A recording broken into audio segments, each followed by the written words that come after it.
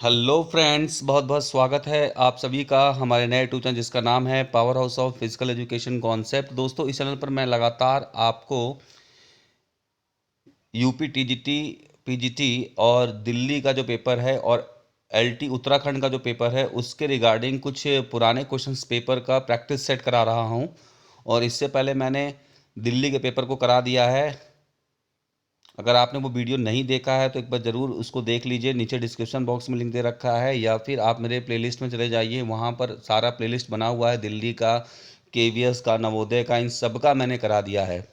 तो चलिए आइए स्टार्ट करते हैं। आज हम लोग यूजीसी नेट दिसंबर 2008 के पेपर को सॉल्व करेंगे। इससे पहले 2006 और 7 जून दिसंबर दोनों मैंने करा दिया हुआ है। तो चलिए स्टार्ट करते हैं आज का सेशन। आइए देखते हैं पहला क्वेश्चन यहाँ पे क्या बात कर रहा है कि greater the momentum of an object. अगर किसी भी ऑब्जेक्ट का मोमेंटम ग्रेटर होगा तो उसमें क्या होगा कि तो उसकी द जो होगी the greater the distance it will be travel, तो वो जो ऑब्जेक्ट होगा वो ज़्यादा दूर तक ट्रेवल करेगा। ठीक है, चलिए आगे चलते हैं नेक्स्ट क्वेश्चन की तरफ और क्वेश्चन नंबर 2 को देख लेते हैं। तो क्वेश्चन नंबर 2 यहाँ पे क्या कह रहा है? तो क्वेश्चन नंबर 2 यहाँ पे कह रहा है कि which of the following training system has been considered best for body adaptation. तो एडॉप्टेशन के पर्पज़ से देखा जाए तो कौन सा ट्रेनिंग मेथड सबसे ज़्यादा इफेक्टिव माना जाता है और सबसे अच्छा माना जाता है। तो इसका जो राइट आंसर होगा, तो option number B is correct होगा। हाई एल्टीट्यूड ट्रेनिंग मेथड में सबसे ज़्यादा एडॉप्टेशन प्रोसेस होता है। आगे बात कर लेते हैं नेक्स्ट क्वेश्चन की तरफ, और हमारा क्वेश्चन नंबर जो नेक्स्ट है वो थोड़ा सा बड़ा कर देते हैं इसको। कुछ क्वेश्चंस ऐसे आ जाते हैं कि मुझे ऐसा करना पड़ता है। आगे बात कर लेते हैं नेक्स्ट क्वेश्चन की तरफ। यहाँ पे कह रहा है कि William James considered psychology as the. तो यहाँ पे जो राइट आंसर होगा that is option number C, science of mental life. ठीक है, तो विलियम जेम्स ने साइकोलॉजी को कैसे कंसीडर किया है? Science of the mental life. आगे बात कर लेते हैं क्वेश्चन नंबर 4 को। क्वेश्चन नंबर 4 क्या कह रहा है कि in sports context aggression must be defined as. अगर हम स्पोर्ट्स की बात करें, स्पोर्ट्स के आधार पे बात करें तो एग्रेशन जो होता है यानी उग्रता जो होती है वो उसको किस प्रकार डिफाइन किया जा सकता है? तो आपको बताना चाहूँगा कि यह option number B is correct है। Assertive play. एजर्टिव प्ले का मतलब है दबंगबंद तरीके से खेलना। तो खेलों में अगर आप यूज़ कर रहे हो, ठीक है, एग्रेशन को, तो खेलों में एग्रेशन यूज होता है किस तरीके से? दबंग तरीके से खेलना। क्योंकि कुछ ऐसे स्पोर्ट्स इवेंट्स होते हैं जिसमें कि अगर आप एग्रेशन नहीं दिखाएंगे तो आप खेल में, जैसे कि बॉक्सिंग है, रेसलिंग है, इसमें एग्रेशन होना बहुत ही ज़्यादा ज़रूरी है। तो ये दबंग तरीके से खेलना है। Option number B is correct. आगे बढ़ते हैं नेक्स्ट क्वेश्चन की तरफ। थोड़ा सा इसको छोटा करना पड़ेगा क्योंकि देखिए ये क्वेश्चन जो है इस तरीके से हैं। तो चलिए आगे बढ़ते हैं नेक्स्ट क्वेश्चन की तरफ। यहाँ क्वेश्चन नंबर 5 को देख लेते हैं। बोल रहा है कि what is the percentage of energy needed in going to down stair in comparison to the energy needed for going up stair. तो कहने का मतलब क्या है कि सीढ़ियों से, मतलब सीढ़ियाँ चढ़ने के लिए अपेक्षित ऊर्जा की तुलना में सीढ़ियाँ उतरने के लिए ऊर्जा का कितना प्रतिशत चाहिए। मतलब आप सीढ़ी ऊपर जा रहे हैं और नीचे उतर रहे हैं, तो दोनों कंपेरिजन में कितना आपको चाहिए। ठीक है, तो इसका जो राइट आंसर हो जाएगा that is option number C, 40% यहाँ पे होगा। एनर्जी लगती है सीढ़ियाँ उतरने के बजाय चढ़ने के कंपेरिजन में। आगे बात कर लेते हैं what is an athletic heart. तो देखिए यहाँ पूछा है कि एथलेटिक हार्ट को हम किस तरह डिफाइन कर सकते हैं। तो व्हाट इज़ एथलेटिक हार्ट, तो इसका जो राइट आंसर हो जाएगा मेरे हिसाब से, देख लीजिए, ठीक है, मैसेज इसका बहुत ज़्यादा इसमें दो कन्फ्यूज़न है दो ऑप्शन में। तो मेरे हिसाब से option number C is correct होगा। ठीक है, क्योंकि it is an abnormal condition of the heart. क्योंकि ये कंडीशन है एबनॉर्मल हार्ट की, क्योंकि ये हमारा जब हाइपरट्रॉफी होता है, कभी भी हाइपोट्रॉफिक नहीं होता है। ये जो आप देख रहे हैं ना, हाइपोट्रॉफिक नहीं होता। हाइपो अलग होता है, हाइपरट्रॉफिक अलग होता है। जब एक्सरसाइज करने से मसल्स के उसमें चेंजेस हो जाते हैं, उनके लेयर में चेंजेस हो जाते हैं, उनके साइज में चेंजेस हो जाते हैं, तो वो एक नॉर्मल कंडीशन हो जाता है। ठीक है, आगे बात कर लेते हैं नेक्स्ट क्वेश्चन की तरफ। क्वेश्चन नंबर यहाँ पे दिया हुआ है आपका 7। तो क्वेश्चन नंबर 7 क्या कह रहा है यहाँ पे देख लेते हैं कि the muscle of a trained athlete can burn fat times their rates this occur in untrained muscles. कहने का मतलब है कि एक अप्रशिक्षित खिलाड़ी जो है वह अपनी मांसपेशियों की तुलना में एक प्रशिक्षित खिलाड़ी की मांसपेशी कितनी अधिकतर वसा को बर्न कर सकती है, यानी कि फैट को बर्न कर सकती है। एक अनट्रेन खिलाड़ी है और एक ट्रेंड खिलाड़ी है। ठीक है, तो अनट्रेंड तो है, तो कितनी तरीके से ट्रेंड खिलाड़ी की जो बॉडी है वो मसल्स को वसा को ज़्यादा ज़्यादा बर्न कर सकती है। तो इस 6 यहाँ पे इसका जो होगा राइट आंसर होगा। आगे बढ़ते हैं नेक्स्ट क्वेश्चन की तरफ और चलते हैं अगले क्वेश्चन को देख लेते हैं। यहाँ पे क्वेश्चन नंबर 8 है और अगर आपने 2016 का यूपी टीजीटी का पेपर अगर दिया होगा तो ये क्वेश्चन देखिए यहाँ से कॉपी किया गया था। तो इसका ये बोल क्या रहा है कि success and failure in learning and activities are related to, यानी कि शिक्षण और गतिविधियों में सफलता और असफलता निम्नलिखित से संबंधित है। किससे संबंधित है? तो इसका जो राइट आंसर हो जाएगा that is option number D is correct. ठीक है, तो डी होगा कि एक्सपीरियंस ऑफ सेटिस्फैक्शन एंड अनावेंस। ठीक है, तो इसका मतलब क्या होगा आपका, मैं बताना चाहूँगा कि संतुष्टि और खीस का अनुभव। आगे बढ़ते हैं नेक्स्ट क्वेश्चन नंबर 9 को देख लेते हैं। तो क्वेश्चन नंबर 9 हमारा क्या कह रहा है यहाँ पे? क्वेश्चन नंबर 9 कह रहा है कि according to sports statistics more and more records are being rewritten in swimming rather than in track and field events because. तो अगर हम स्पोर्ट्स स्टैटिक्स की बात करेंगे तो उसमें ज़्यादा रिकॉर्ड क्या होते हैं, बार बार मतलब चेंज होते हैं, री रिटेन होते हैं, दोबारा लिखे जाते हैं। ज़्यादातर वो स्विमिंग में होता है और ट्रैक एंड फील्ड इवेंट्स में होता है। तो उसका क्या कारण है, ऐसा क्यों, क्योंकि ऐसा क्यों है इसको ये बताना है। तो आपका जो राइट आंसर हो जाएगा ना that is option number C, because greater use of principle of biomechanics is being made in the training. इसलिए ऐसा होता है क्योंकि हम लोग क्या करते हैं कि बायोमैकेनिक्स के प्रिंसिपल्स को ज़्यादा यूज़ करते हैं ट्रेनिंग में, इस वजह से ऐसा होता है। आगे बात कर लेते हैं क्वेश्चन नंबर 10 की। क्वेश्चन नंबर 10 यहाँ पे कह रहा है कि men's social inheritance is a primarily reflected in. तो इसका जो राइट आंसर हो जाएगा that is option number D, कि जो सोशल इनहेरिटेंस होता है मैन का, यानी सामाजिक, वो ट्रेडिशन एंड कस्टम होता है, यानी कि परंपराएं और ठीक है रीति रिवाज होती है उनकी। आगे बढ़ते हैं नेक्स्ट क्वेश्चन की तरफ। यहाँ देख लेते हैं यहाँ पे क्या है हमारा अगला क्वेश्चन।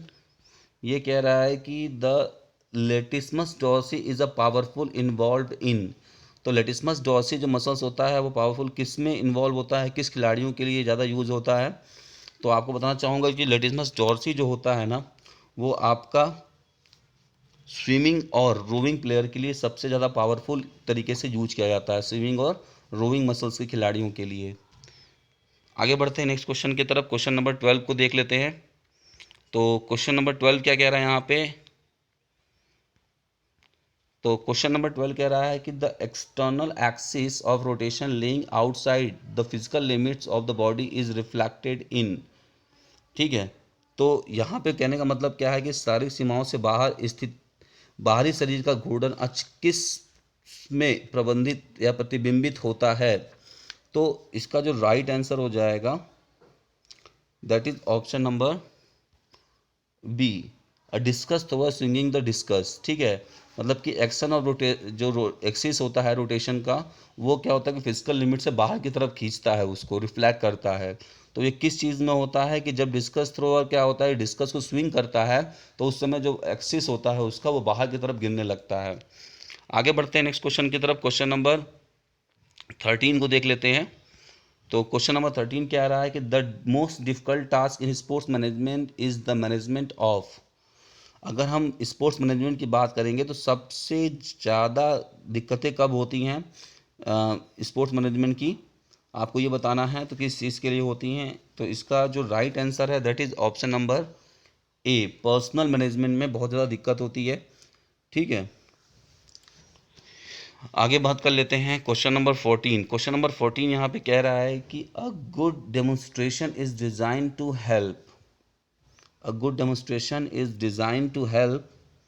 तो एक सुयोग प्रदर्शन का अभिकल्प मतलब आपको बताना है कि निम्नलिखित में से किस मदद के लिए किया जाता है? तो एक जो अच्छा डेमोस्ट्रेशन है उसको डिज़ाइन किया जाता है ताकि वो किसकी सहायता करे, ठीक है।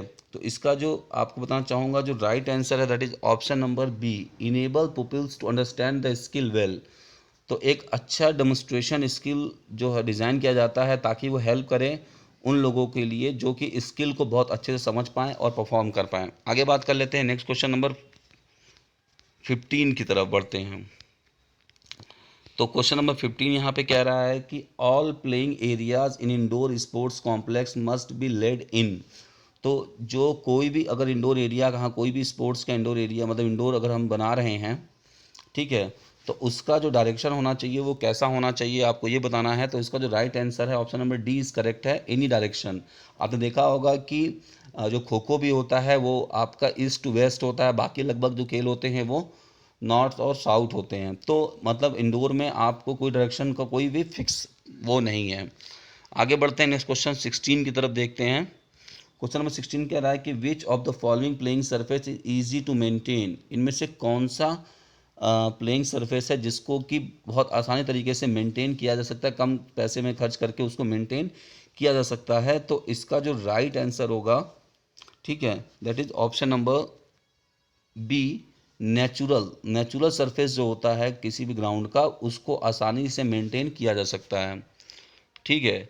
आगे बढ़ते हैं नेक्स्ट क्वेश्चन की तरफ और क्वेश्चन नंबर 13 को देख लेते हैं, सॉरी 17 को देख लेते हैं। यहाँ क्या कह रहा है कि the normal curve is based on upon the probable occurrence of an event when the probability depends on.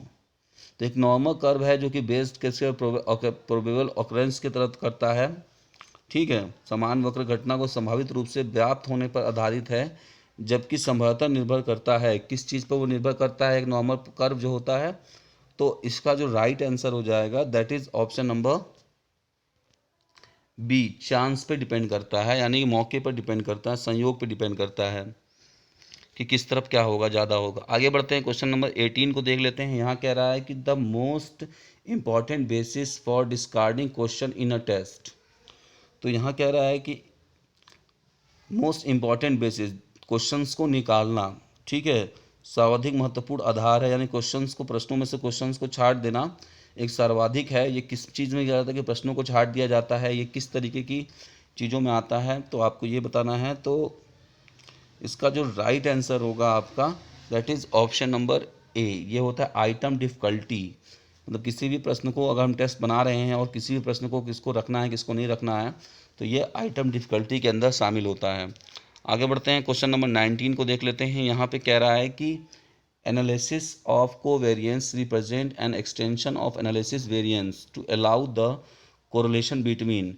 Analysis of covariance represent करता है किसको, एक्सटेंशन ऑफ एनालिसिस वेरिएंस को, जो अलाउ करता है कोरिलेशन किसके बीच अलाउ करता है, कोरिलेशन किसके बीच बताता है अगर हम कोवेरिएंस कर रहे होते हैं, तो आपको ये बताना है। तो क्वेश्चन नंबर जो 19 है that is option number D is correct, two different variables के बीच में हमको रिलेशनशिप या कोरिलेशन के बताता है, ठीक है, जब हम कोवेरिएंस लगाते हैं। तो आगे बढ़ते हैं नेक्स्ट क्वेश्चन की तरफ और यहाँ पे देख लेते हैं। कह रहा है कि हिस्टोरिकल, एक मिनट, यहाँ कह रहा है कि historical research is also known as.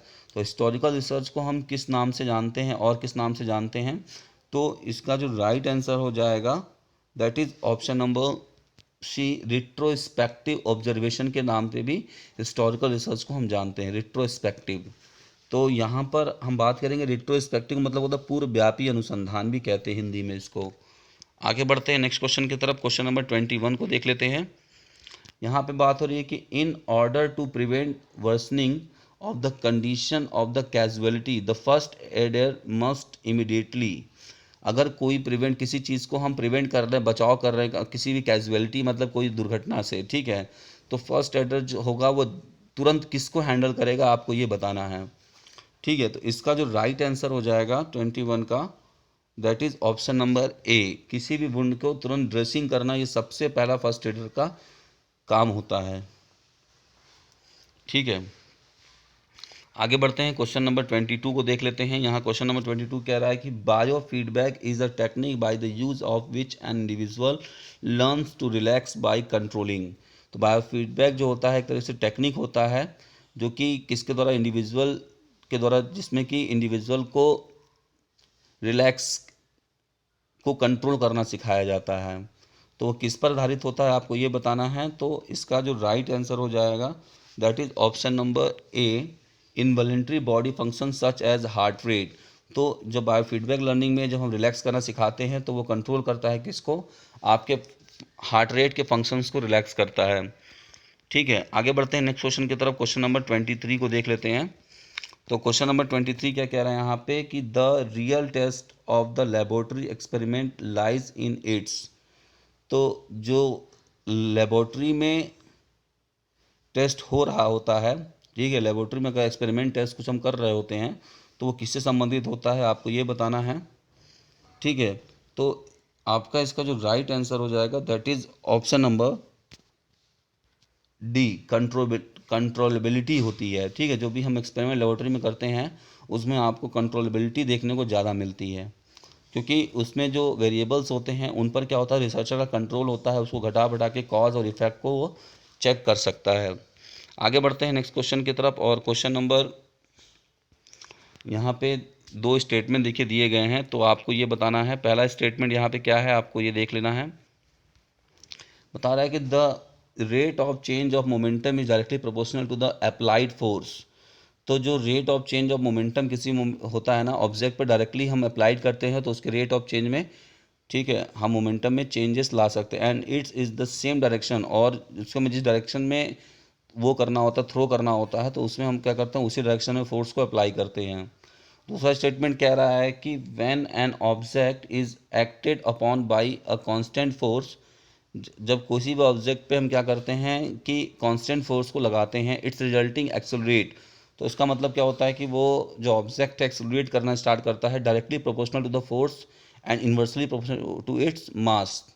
तो उसके इन्वर्सली मतलब अपोजिट मास के ऊपर मतलब अलग तरीके से प्रभाव डालता है। तो इसमें जो आपको राइट आंसर होगा that is option number C is correct. First and second दोनों ही करेक्ट ऑप्शन हैं।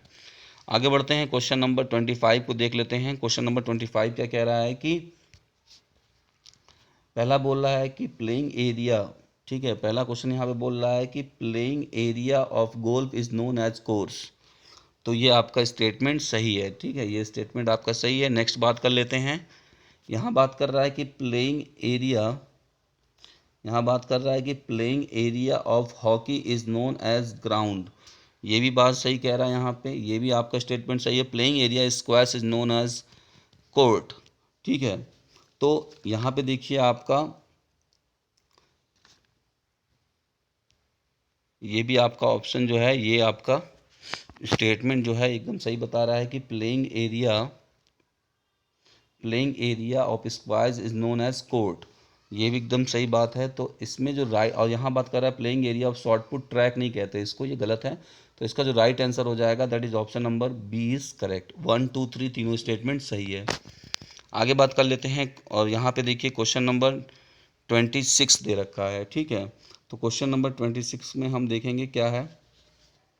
आइए, तो क्वेश्चन नंबर 26 यहाँ पे दे रखा है। तो पहला यहाँ पे हम देख लेते हैं कि सेल मेम्ब्रेन। तो सेल मेम्ब्रेन क्या होता है, absorb and excrete the molecules once carried out. ठीक है, नेक्स्ट बात कर रहा है यहाँ पे माइटोकॉन्ड्रिया। माइटोकॉन्ड्रिया कंटेन इंजाइम्स होता है। और फिर बात कर रहा है सी लाइजोसोम। लाइजोसोम क्या होता है आपका, ठीक है, break down large molecules within the cell. लाइसोसोम क्या करता है कि ब्रेक डाउन करता है लार्ज मॉलिक्यूल्स को विद इन द सेल्स में। और वॉल्क्यूलस क्या होता है, एग्जीक्रेटरी फंक्शंस का काम करता है। तो इसके हिसाब से जो राइट आंसर हो जाएगा that is option number C is correct. आगे बढ़ते हैं नेक्स्ट क्वेश्चन की तरफ। और क्वेश्चन नंबर 27 को देख लेते हैं। क्वेश्चन नंबर 27 क्या कह रहा है यहाँ पे कि वॉलंटरी मसल हम किसे कहते हैं, आप ये देखिए पहले। ठीक है, तो यहाँ पर होगा आपका वॉलंटरी मसल, स्ट्रिप्ड मसल्स को वॉलंटरी मसल्स कहा जाता है। ठीक है, इसके बाद होता है इनवॉलंटरी मसल्स। तो इनवॉलंटरी यानी स्मूथ मसल्स का जो एग्जांपल होता है वो इनवॉलंटरी मसल्स कहते हैं। कार्डियक मसल्स को हम क्या कहते हैं, कार्डियक मसल्स को हम कहते हैं हार्ट मसल्स के रूप में। और सीलिया जो होता है वो ह्यूमन रेस्पिरेटरी ट्रैक्ट के रूप में काम आता है। तो इसका जो राइट आंसर हो जाएगा that is option number A is correct हो जाएगा यहाँ पे। आगे बढ़ते हैं और यहाँ पे मैच द कॉलम वाले क्वेश्चंस को देख लेते हैं। यहाँ क्या कह रहा है कि रिस्पिरेटरी सिस्टम, तो रिस्पिरेटरी सिस्टम जो है वो हम देख लेते हैं। तो यहाँ पे रिस्पिरेटरी सिस्टम जो होता है ब्रोंकी एंड लंग्स से रिलेटेड होता है। सर्कुलेटरी सिस्टम जो है आपका, सर्कुलेटरी सिस्टम को देख लेते हैं। तो सर्कुलेटरी सिस्टम होता है ब्लड वेसल से संबंधित है, ठीक है। और एक्सक्रेटरी सिस्टम जो होता है आपका, वो आपका रिमूव, वेस्ट को रिमूव करने के काम में आता है। नर्वस सिस्टम आपका न्यूरॉन से रिलेटेड होता है। तो इसका जो राइट आंसर हो जाएगा that is option number C is correct, ठीक है। चलिए आगे बढ़ते हैं। Next question number 29। तो क्वेश्चन नंबर 29 क्या कह रहा है यहाँ पर, ये देख लेते हैं। तो क्वेश्चन नंबर 29 जो है वो है आपका, पहला बोल रहा है यहाँ पर कि क्वेश्चन नंबर 29 जो है आपका वो बोल रहा है ग्रोथ। तो ग्रोथ मतलब होता है increase in size and shape, ठीक है। और इसके बाद नेक्स्ट बात कर लेते हैं डेवलपमेंट। डेवलपमेंट का मतलब होता है progressive change towards greater maturity. Maturity के साथ अगर चेंजेस हो रही है तो उसे हम डेवलपमेंट कहते हैं। और फिर बात हो रही है आपकी मैच्योरेशन। मैच्योरेशन का मतलब होता है आपका क्वालिटेटिव चेंजेस आफ्टर मैच्योरिटी, ठीक है। मैच्योरेशन का मतलब मैच्योर होना का मतलब क्या है, क्वालिटेटिव चेंजेस होता है। और आपका लर्निंग जो होता है, मॉडिफिकेशन ऑफ बिहेवियर को हम लर्निंग कहते हैं। तो इसका जो राइट आंसर हो जाएगा that is option number D is correct हो जाएगा। आगे बढ़ते हैं नेक्स्ट क्वेश्चन की तरफ और वहाँ देख लेते हैं मैच द कॉलम वाला क्वेश्चंस दिया हुआ है, ठीक है। तो यहाँ पे है इंडोमार्फ। तो इंडोमार्फ क्या होते हैं आपको ये बताना है। तो देखिए सबसे पहले यहाँ पे है इंडोमार्फ होता है they have better digestive system. Endomorph जो होते हैं मोटे होते हैं थोड़े से, उनके गर्दन छोटे होते हैं, हाथ पांव छोटे छोटे होते हैं, गर्दन मोटे होते हैं। तो ये इंडोमार्फ होते हैं जिनका डाइजेस्टिव सिस्टम बहुत अच्छा होता है और मोर एनर्जी होती है। नेक्स्ट बात कर लेते हैं आपका मीजोमार्फ। मीजोमार्फ को हम नॉन एज एथलेटिक टाइप भी कहते हैं, ठीक है। और एक्टोमार्फ जो होते हैं उनका पुअर डाइजेस्टिव सिस्टम होता है, लेस एनर्जी होती है। और माइक्रोमार्फ मतलब ये आपका है take up the activities heavy. तो इसका जो राइट आंसर होगा तो option number A is correct हो जाएगा। आगे बढ़ते हैं नेक्स्ट क्वेश्चन की तरफ। क्वेश्चन नंबर 31 को देख लेते हैं। देखिए ऐसे क्वेश्चंस को लगाने से क्या होता है कि आपके प्रैक्टिस बहुत अच्छे हो जाते हैं, तो किसी प्रकार की आपको कोई दिक्कत नहीं होती है। इनके अलावा भी अगर क्वेश्चंस हो तो ये प्रैक्टिस करने का सबसे अच्छा तरीका होता है, ठीक है। तो चलिए आगे स्टार्ट करते हैं और देख लेते हैं। तो सबसे पहले बात कर रहा है यहाँ पे कंसंट्रेशन। तो कॉन्शियसनेस को हम कंसंट्रेशन के नाम से जानते हैं, ठीक है। फिर बोल रहा है मेंटल इमेजरी। मेंटल इमेजरी का मतलब होता है रिहर्सल ऑफ कंपटीशन। कंपटीशन को पहले से ही जब हम रिहर्सल कर रहे होते हैं कंपटीशन के सिचुएशंस को, उससे हम मेंटल इमेजरी के नाम से जानते हैं। फिर बात कर रहे हैं ग्रुप डायनेमिक्स। तो इसका मतलब होता है फीलिंग टुगेदर। और एटीट्यूड का मतलब होता है प्रेडिक्ट बिहेवियर। तो इसका जो राइट आंसर हो जाएगा that is option number C is correct, ठीक है। तो आगे बढ़ते हैं नेक्स्ट क्वेश्चन की तरफ और वहाँ देख लेते हैं क्वेश्चन नंबर 32। तो सबसे पहले जो होता है देखिए इंडस वैली सिविलाइजेशन आता है सबसे पहले, तो हम पहले उसको उठा के देख लेंगे। तो यहाँ पे सी का जो हो जाएगा वो पहला हो जाएगा, ठीक है। तो सी का जो क्या हो जाएगा पहला हो जाएगा। और इसके बाद जो आता है वैदिक पीरियड आता है, तो यहाँ पे हो जाएगा ए का चौथा, ठीक। तो ये आप इसको जान लीजिए। तो यहाँ पे हम जानेंगे तो ए का चौथा हो गया आपका और बी का, ठीक है। अब हम आप जानते हैं सी का यहाँ पहला हो गया, तो बी का जो होता है वो दूसरा होता है, ठीक। और मेडिवल पीरियड जो होता है वो डी का तीसरा हो जाएगा। तो इसका जो राइट आंसर हो जाएगा that is option number A is correct हो जाएगा, ठीक है। तो 32 का ए देखिए आप ध्यान से। आगे बढ़ते हैं नेक्स्ट क्वेश्चन की तरफ और क्वेश्चंस को देख लेते हैं यहाँ पे। तो यहाँ पे देखिए दिया हुआ है आपका। तो सबसे पहले बात कर लेते हैं मीडियल। मीडियल का मतलब होता है इनसाइड, किसी भी इनसाइड पोर्शन को हम मीडियल कहते हैं। नेक्स्ट बात कर लेते हैं और बी कहाँ पे हो जाएगा आपका प्रोन, मतलब होता है फेस डाउन। जब भी किसी पोर्शन में हम फेस डाउन करते हैं किसी मूवमेंट में, जैसे पाम को अगर हम नीचे की तरफ फेस करते हैं या बॉडी को खुद नीचे की तरफ फेस डाउन करके बात करें तो फेस डाउन मतलब प्रोन हो जाता है, ठीक है। और यहाँ पे सुपीरियर का मतलब होता है कि अपर, ऊपर की तरफ देखना सुपीरियर है। और एंटीरियर का मतलब होता है फ्रंट साइड। तो इसका जो राइट आंसर हो जाएगा that is option number A is correct. आगे बढ़ते हैं नेक्स्ट क्वेश्चन नंबर 34 को देख लेते हैं। तो क्वेश्चन नंबर 34 क्या कह रहा है यहाँ पे हम देख लेते हैं। तो यहाँ पे ए का जो है कि muscle that move upper arm, तो muscle that move upper arm को जो मूव करता है वो लेटिसमस डॉर्सी होता है, ठीक है। इसके बाद हम बात करेंगे muscle that move the thigh, तो दैट इज एडक्टर लॉन्गस, जो कि थाई को मूव करने के काम में आता है। और muscle that move the head that is splenius capitis, ये आपका आ जाएगा। और ये आपका दूसरा हो जाएगा सेरेटस एंटीरियर, जो कि आपके शोल्डर को मूव करता है, जिसे बॉक्सर मसल्स के नाम से भी जानते हैं। तो इसका जो राइट आंसर हो जाएगा that is option number B is correct. आगे बढ़ते हैं, क्वेश्चन नंबर 35 को देख लेते हैं। क्वेश्चन नंबर 35 है B1, तो B1 यानी कि थाइमीन को हम कहते हैं, ठीक है। इसके बाद B2 बोल रहा है, तो राइबोफ्लेविन होता है आपका B2, ठीक। इसके बाद साइक्लोकोबामीन जो होता है वो आपका 1 होता है, और इसके बाद ई जो होता है टोकोफेरल होता है। तो आपका जो पेयर बन रहा है वो बन रहा है ए का दूसरा। तो आपको यहाँ देखना है कि ए का दूसरा किस में है। तो देखिए आपको पहले वाले आंसर मिल गया है, तो 35 का जो है option number A is correct होगा। देखिए आपको पहले ही अगर एक जानते हो तो आप डायरेक्ट निकाल लेंगे। नेक्स्ट की तरफ चलते हैं और नेक्स्ट क्वेश्चन को देख लेते हैं। क्वेश्चन नंबर 36, तो क्वेश्चन नंबर 36 क्या कह रहा है यहाँ पर, ये देख लेते हैं। तो सबसे पहले बात कर रहा है डिसलोकेशन, तो डिसलोकेशन का मतलब होता है डिस्प्लेसमेंट।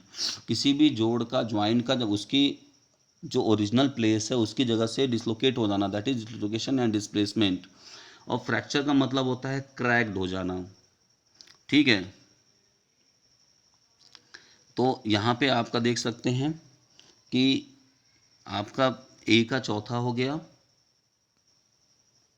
ठीक है। उसके बाद बी का पहला हो गया, और सी का जो होगा वो दूसरा हो जाता है। फर्स्ट एड मतलब एनालिसिस है, और इंजरीज मतलब है जो कि आपको अब्सेंस ऑफ क्वालिफाइड कोच के अब्सेंस में हो सकती है, नहीं भी हो सकती है। तो यहाँ पर ये आपका ऑप्शन सही है। तो 36 का हम जो राइट आंसर है वो है आपका ऑप्शन नंबर सी। आगे बढ़ते हैं, क्वेश्चन नंबर 37 को देख लेते हैं, और आज का ये लास्ट क्वेश्चन होगा।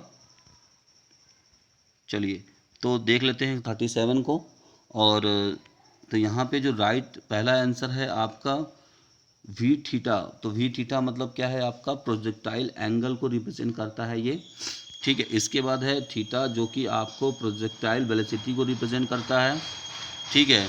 और आपका वी एक्स जो है वो रिप्रेजेंट करता है एवरेज वेलोसिटी को, और ये आपको हॉरिजॉन्टल। इसका जो राइट आंसर होगा that is option number A is correct. तो आपका जो सुझाव है या किसी भी क्वेश्चंस में कोई भी देखिए गड़बड़ हो सकती है, तो आपका सुझाव हमेशा सर्वमान्य रहेगा, इसको आप फाइनल आंसर की मत समझिएगा। मिलते हैं नेक्स्ट वीडियो में। Thank you very much.